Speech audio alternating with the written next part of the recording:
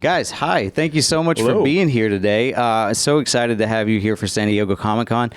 Josh, now you co-wrote Inside Out and you directed Toy Story 4. So my first question, is Transformers 1 going to make me cry? That depends on your that depends on your situation. That's your business. But that was a goal. I think we're both easy criers. That's what I've gathered from the last 5 minutes with you. Well, you're definitely going to cry. Yeah. Yeah, it's a relationship. The whole thing's about this friendship breaking up, and so I want you to cry. You want everybody to cry? As long as If they're enjoying I themselves. cry in a Transformers movie, that's going to be the grandest feat anybody's ever made. I'm very excited to. I'm going to bring some tissues. Okay. I'm going to be ready. That's lofty expectations. Now, for both of you, what was your very first memory being introduced to Transformers? Because I'm an 80s kid, so I feel like they've been in my whole life. So what was yours? Same exact thing. Yeah. All I remember is watching Saturday morning cartoons, cereal, and just it's what got me into animation. Yeah. So I'm curious to hear what Lorenzo's. My memory is less my memory as the memory of the younger brothers and sisters of my friends glued to the television. So that's really my memory. It's like, wow, these kids are so into it. I'm a little too old to have been the core original group. But I remember just the rabidness of the younger kids. And so that's always stuck with me. Now, because Transformers 1 is an origin story, do you feel like this is a good starting point for people who maybe aren't fans of the Transformers? Absolutely. That was the goal from day one. Let's start from the beginning and get people who aren't familiar. There's very few people that aren't familiar with these characters, but let's get them into it and see what this movie's for everybody. Yeah. Well, one of the advantages we have is even hardcore Transformers fans have not spent much time with Orion Pax and D16.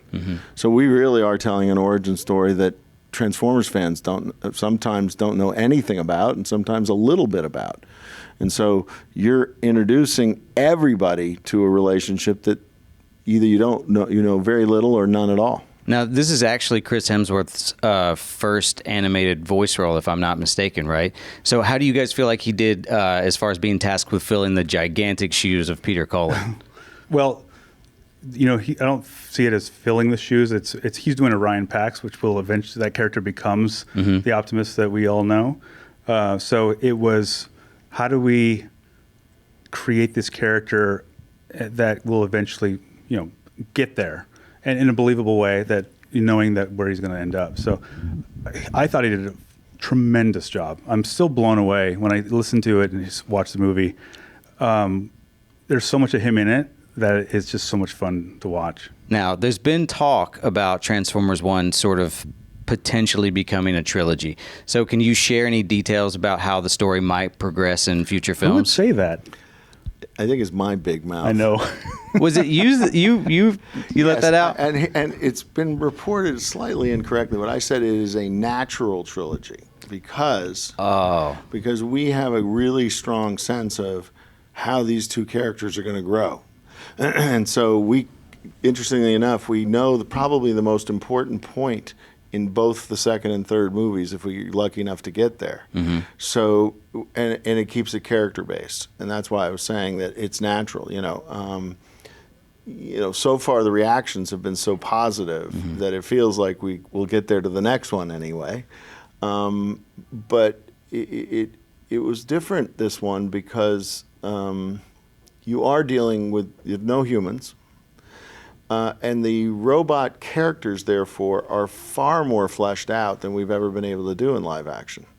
And so it's possible to say with a straight face, it's a character-based adventure movie, this one is, and the next one's going to be, and the next one will be there if we can get all the way there.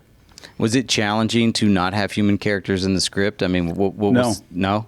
It wasn't. You answered that so fast. No, Yeah, it was surprising. It's about Orion and D16. They are robots, but they have a human relationship, and they're characters. And so that's, getting how do we get the audience to empathize with these characters, empathize with this relationship, and it's the little things, and this is where animation just shines. Like little eye darts and all that stuff. We have to plan out everything, and so when all those little touches that you don't think about is what makes somebody human. And so it was getting that into Orion and D16.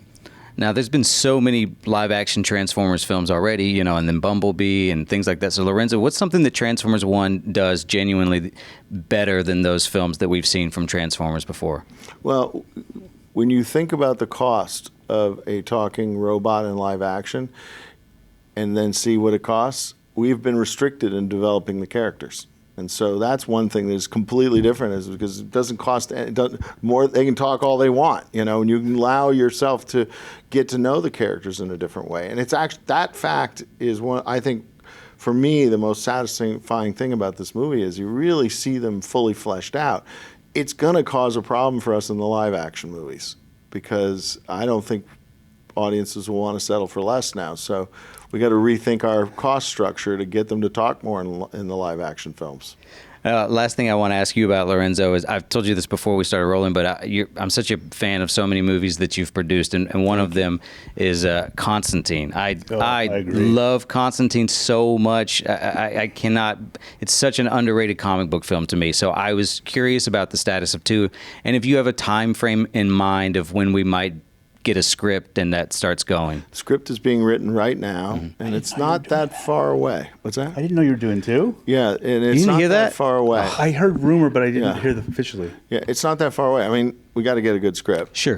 But, you know, we're starting great because the movie star that everybody wants to be in business with wants to be this character again. So there's a lot of room in that franchise to do the kind of soul-searching, crazy, quasi-religious, you know, all the things that I think made the first movie so satisfying.